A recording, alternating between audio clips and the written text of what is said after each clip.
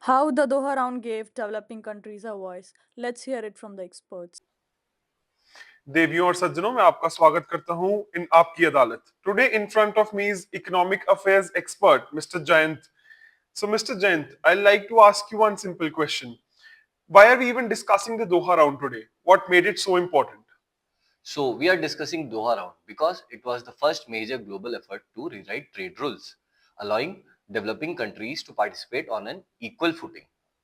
Before the Doha Round, developed countries heavily shaped the global trading system, and developing nations felt the system did not reflect their realities or needs.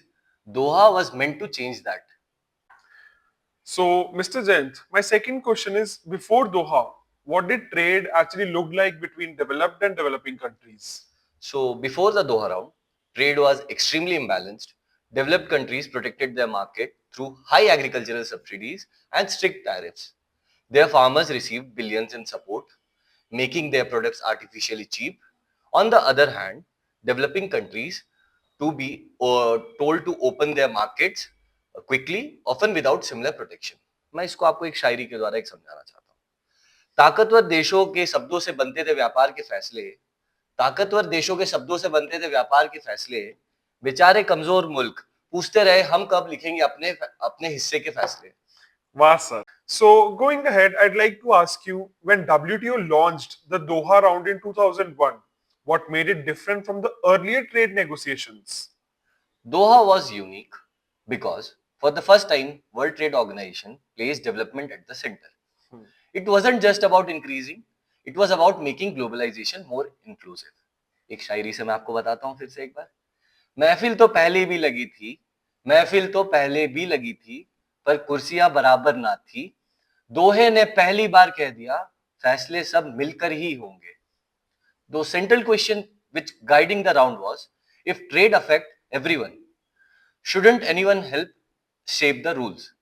This was the first negotiation where developing countries come in as equal partners, not silent observers. Mr. Jain, so what exactly were developing countries asking for in Doha? They came with very clear demands. First is elimination of agricultural subsidies in developed nations because those subsidies made rich country crops cheaper and destroyed the competitiveness of small farmers in the developing world. Second, reduction of tariffs and trade barriers. Their products like textiles, agriculture, and services could enter global markets more easily. Third, new fair rules in intellectual property, investment, and competition. So all of these demand share one core idea, that is, should developing countries be expected to play by the same rules as rich nations with for greater resources? Sounds reasonable. So why did negotiations become so difficult? Because developed countries were unwilling to reduce their subsidies and developing countries refused to accept a deal that ignored their needs. But something important happened. Developing countries formed the G21 countries coalitions led by India, China, South Africa, and Brazil, etc., and so many countries. We often hear that the Doha round is still unfinished. Why is that the case? So it remains incomplete mainly because of deep disagreements, especially on agriculture, between developed and developing nations. But even without a final agreement, the impact of Doha is clear. It raised a powerful question that reshaped the global trade. So, whose interest should be the global trading system serve? Doha transformed developing nations from passive rule takers to active rule makers. So, in the end, Doha round may not have concluded officially, but it succeeded in something more important. It shifted the balance of power. Developing countries became strong, shaping the future of trade, future of trade, not as a silent spectator. Thank you, Mr. Jain, for joining us. I'm sure it was an insightful session for the audience. Thank you, audience. Stay tuned. The economic idea that explains not just why country trade, but why cooperation can create shared prosperity. Let's hear it. Hi everyone. Today we are diving into one of the most influential ideas in economics, the economics of trade, and how a simple insight about who should produce what shapes modern global commerce. Let's begin with a simple story. Meet Bob and Anne, two individuals living in a small island. Both of them spend their days fishing and picking bananas. Anne is incredibly good at fishing. She can catch 30 fish a day or she can gather 10 bananas. Bob, on the other hand, can catch 10 fish or gather 10 bananas. At the moment, both split their time equally between the two tasks. When they do so, Anne ends up with 15 fish and 5 bananas, and Bob with 5 fish and 5 bananas. Together, they produce 20 fish and 10 bananas. Not bad, but could they do better? To find out, we look at the concept of opportunity cost, what you give up to get something else. For Anne, to produce one banana, she has to give up 3 fish. For Bob, producing one banana costs only 1 fish. Since Bob gives up less to make bananas, he has a comparative advantage in bananas. Anne gives up less to catch fish, so she has a comparative advantage in fishing. This is the central idea. The person with lower opportunity cost should specialize. Now let's imagine they follow this principle. Bob spends the entire day picking bananas and ends up with 10 bananas. Anne spends the entire day catching fish and ends up with 30 fish. Compare this to their earlier combined output.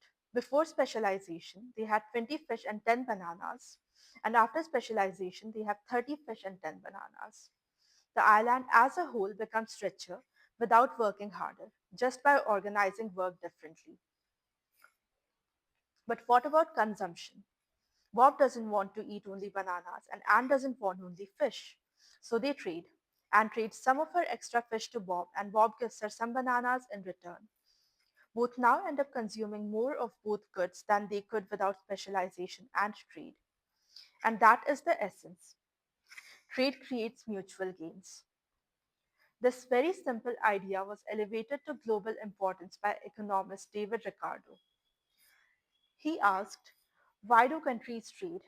And even more puzzling, why would a country trade even if it is better off at producing everything? He used the example of England and Portugal producing two goods, wine and cloth. Portugal was absolutely better at both. It needed fewer labor hours for both goods. Yet Ricardo showed that what matters is not absolute advantage but comparative advantage. Portugal gives up 1.125 wine to make one cloth, while England gives up 0.83 wine for one cloth. So England is relatively better at cloth. Meanwhile, England gives up 1.2 cloth to make one wine compared to Portugal's 0.89. Portugal is relatively better at wine. Thus, Ricardo concluded that Portugal should specialize in wine and England should specialize in cloth. And when they trade, both countries end up with more wine and more cloth than if they tried to produce both goods independently. It's the same logic as Bob and Anne, just on a global scale. This simple example has shaped centuries of global commerce. It explains why free trade is always a better option from an economic perspective. Trade isn't a zero sum game, it's a win win powered by the idea of comparative advantage. When individuals or nations specialize in what they do best and trade for the rest, total wealth increases and everyone ends up better off. Thank you. When economics meets lobbying and national interest compete to influence global outcomes. Now let's talk about the politics of trade. The politics of trade centers around how government balances domestic interests with global economic forces.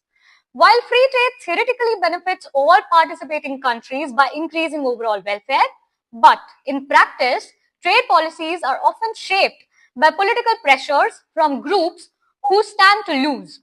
Import competing industries and workers tend to organize and lobby aggressively for protective measures like tariffs and quotas, which shield them from the foreign competition but raise costs for consumers. Moving on, this protectionist tendency persists because political decision making is influenced by the concentrated losses of specific industries, while gains for cheaper imports are spread thinly across a large population. Voters and politicians alike experience loss aversions, valuing protection of jobs and industries more than the lower prices and variety that free trade can bring.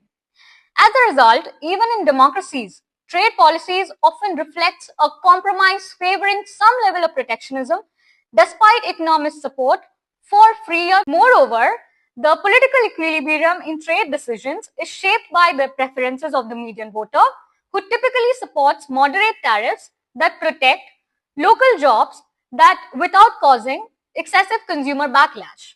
This explains why zero tariff free trade, though economically ideal, is rare. So, politicians maneuver within this framework to optimize electoral support, making trade politics a complex interplay between economic theory and political realities.